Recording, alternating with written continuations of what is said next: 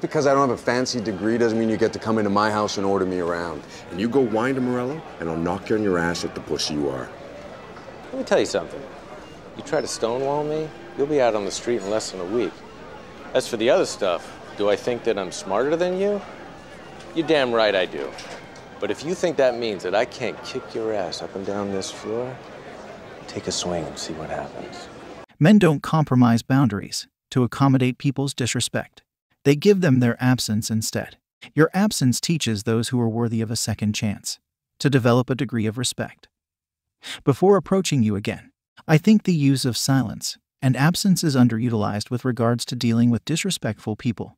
It's often your instinctual first response to counter someone's rudeness or disrespect. But this is a very weak approach that lowers your value down to their level.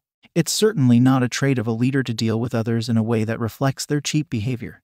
But maintaining your regular demeanor is not a solution, because they will see that you don't value yourself and they'd be inclined to take it further.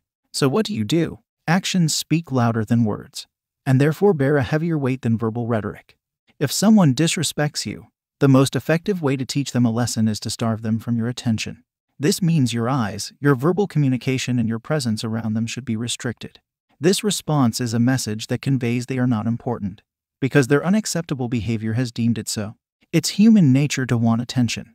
This is why the method of silence and absence works best, because it directly starves what humans desire most. At a subconscious level, they will instantly seek to curb their behavior just to regain the attention they once received from you. I have noticed this even from the most arrogant men. Simply allocating your attention away from them will involuntarily adjust their behavior to reattain your attention and respect you. Words reduce your value. Using this method preserves your verbal communication, which is a very important point. It is very easy to reduce your value with words, especially when you're about to engage in dialogue with someone rude or disrespectful. The emotions buzzing on the surface lead you to justify in your head why you're allowed to reciprocate their poor behavior. And that means you're not far from doing something regrettable. This is especially costly within the workplace, or a social setting surrounded by people who are listening in. Once you say something rude, you cannot take it back, and people will remember it. If people observe your interaction with someone rude, rarely will you look like a mature man of high status. The person with a character always gets dragged down to a degenerate's level. It's never the other way around. Nothing excites society more than smearing reputation. This means when someone rude or disrespectful engages you, you're already at a disadvantage. People are watching. Every word counts. Rarely do rude people respond to calm dialogue. Engaging with them will come at the cost of your reputation. The problem begins when you try to justify why should this person get away with poor behavior.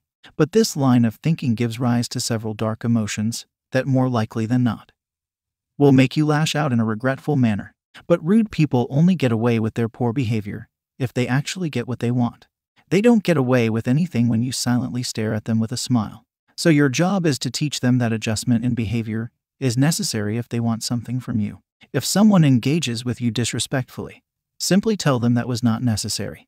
Then cut it short and revoke your attention entirely. Do not engage with them. Act as though they don't exist. All nonverbals should emanate an awkward silent stare. Nothing more. Make it awkward because it evokes negative emotions, which puts you in control. Stare because it's intimidating and fast-tracks their reconsideration on how they should approach you. Smile because it's the most unsettling expression in response to rude or aggressive behavior. Do not give them attention until they show signs suggesting they have adjusted their behavior. Then you can micro-feed them your attention, so they have a clear understanding of your intolerance to poor behavior and the respect they need to express. Learn to use silence and absence as a method to teach rude people a lesson. Attention is reward. Revoking it is punishment. In any given social circle, there will be people that will try to put you down just for the sake of it.